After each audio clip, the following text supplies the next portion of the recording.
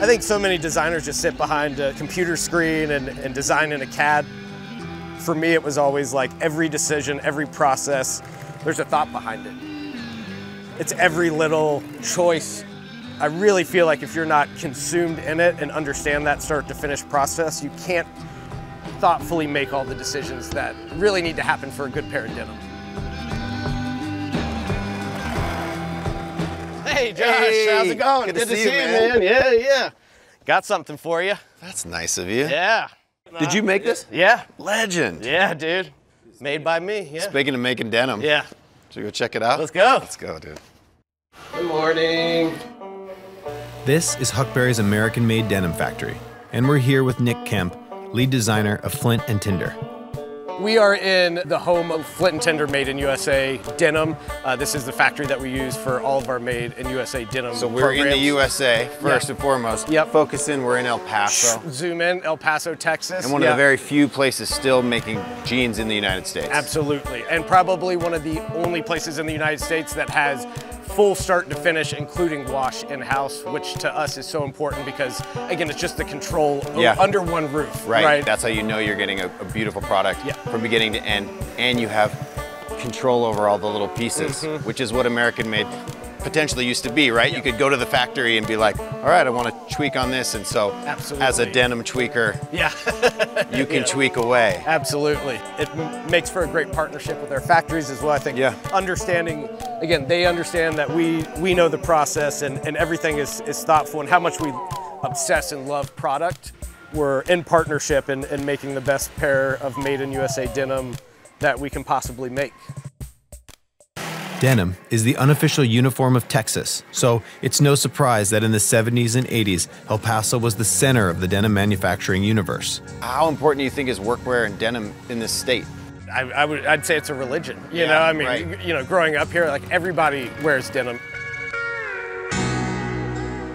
This state and this country was built on hard work, blue collar workers, you know, and that was the uniform. And as the great Kelly Clarkson said, in Texas, we practically come out of the womb in jeans. How did you fall in love? I fell in love with my, a first pair of old Levi shrink to fit jeans. And again, it was raw, shrinking them, jumping in the ocean, and again, just watching those jeans evolve and age. That process of start to finish, and again, telling your own story and having your own whiskers and stuff like that. It's true. When you go to the store and you look at a pair of raw jeans, and it's literally a canvas. It's a blank canvas, absolutely. As to what you're gonna put into it. Yeah, exactly. I worked in denim in New York City for many years, and I've never seen an American-made denim factory. This is the beginning stages of the sewing process. Yep. Well, the whole production process, sort of say. So we always start with cutting. So this is where all our warehouse is, all the denim comes here, pocketing, and here is our spreading and cutting table. So this is where it all starts. This is non-stretch selvage, Japanese fabric. This right here is actually called the selvage edge of the fabric, which makes selvage denim. And non-selvage denim that you're gonna get from a more modern loom, is it just double the width of a selvage denim? It's even larger. And that's why in 70s, people started moving away from selvage denim because scale of production became the focus, not so much quality. So as you're designing these Made in America jeans, what inspires the trims? Lots of different inspiration, but here, this label, it kind of has a canvas look and weave, which it feels very much on brand. Strong. For Flint and Tinder, strong, durable, and really, again, every aspect really trying to have that quality, and that it's gonna last as long as humanly possible. You know, really putting thought into every little detail and not overlooking something like a pocket bag. A lot of people really cheap out on pocketing. Interesting. They do it really lightweight, they use synthetic materials. I've got to admit, I've got a very nice pair of jeans that are very premium, and the pockets blow out. Yeah, totally. Yeah. When I was, when I used to do repairs at that was it may be from that company. Yeah. We're not cutting corners here. It's really making the best product in the United States that you can. After the cutting process, we move into the sewing process. All the processes in the sewing process get done in one sewing module. So you'll start from the back, which is small parts, and then it works its way up, fronts, backs, and then the final assembly, which Got it. we'll get to in the front. So it'll move its way, each piece will move Correct. its way forward. This is the chain stitch hem, which So what is a chain stitch So chain hem? stitch is these kind of thicker loops on the inside. Okay. The denim nerds, as I will lovingly call them, love this because, again, as you wear and wash, you get this really cool like roping effect Got it. on the bottom of the hem, and that's really done with this stitch.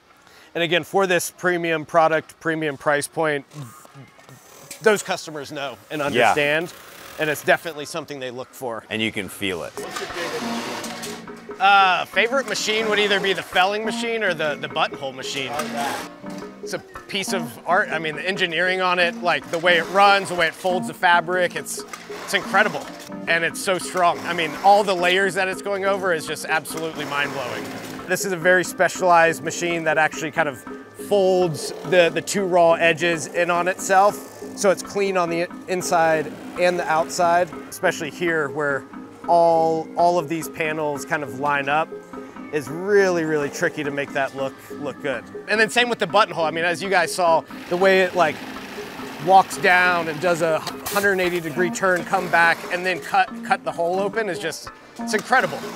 I mean, the mind that built that is just like, whoa.